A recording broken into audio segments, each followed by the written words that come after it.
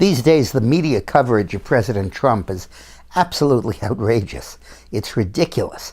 Every single article is negative. Even the positives are negative.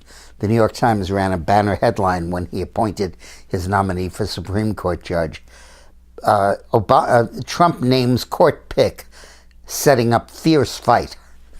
Everything is there's a fight, there's a battle, Trump isn't going to get his way, Trump screwed up, and this narrative just goes on and on and on. I've characterized it before as sort of an echo chamber, where the Democrats spout a line that's totally absurd, and it's picked up by the media, which bounces it back to the Democrats, and they bounce it back to the media, and they sort of cover each other with this narrative, leaving the voters and the public out of the process, and also ignoring objective reality. Let's deal with the major themes they're talking about. The first one is that Trump really screwed up with this immigration ban. Well, the polling shows that by 53 to 37, the public approves of the immigration ban, even when the question is asked as impartially as you possibly can. Do you support or oppose banning immigration from these 7 countries? 53 to 37. The media doesn't reflect that. They say congressmen go out for meetings, and at the town meetings, demonstrators are breaking them up, and the public is seething with outrage over this. What's in fact happening is that the left is trying to foment this outrage and trying to manifest it, and the media is trying to cover it and blow it up.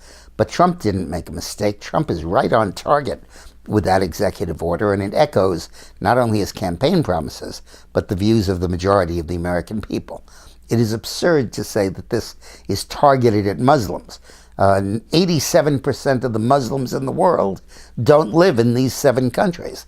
So it's not targeted at Muslims, it's targeted at these 7 countries, whose nationals have together accounted for 77 terrorist attacks on the American people since the year 2001.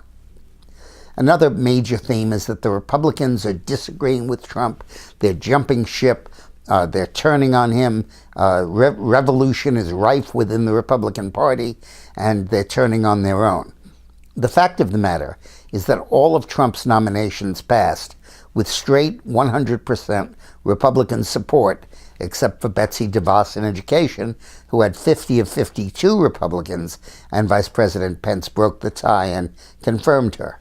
An example of it was the media said, this is the first time in history the vice president has had to break a tie on a confirmation. First time ever. Yeah, that's because until last year, it took a 2/3 vote, and the vice president doesn't get to cast a vote unless it's a 50-50 vote. But the news media is insane about this. The fact of the matter is that the Republicans have been almost monolithic in their support of Trump.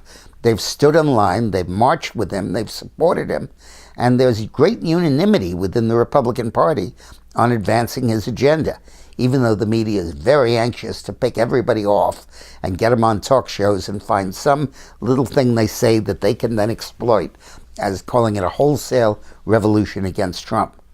The fact of the matter is that Donald Trump has kept every single one of his campaign promises. He is literally going down the list and doing every single thing he said he would do. And every single one of those executive orders enjoys majority support in the public, according to the Morning Consult poll that just came out today. Every single one. So this is a media that didn't see Trump coming, didn't believe he would run, didn't believe he'd be nominated, didn't believe he'd be elected, and now doesn't believe he'll be an effective president.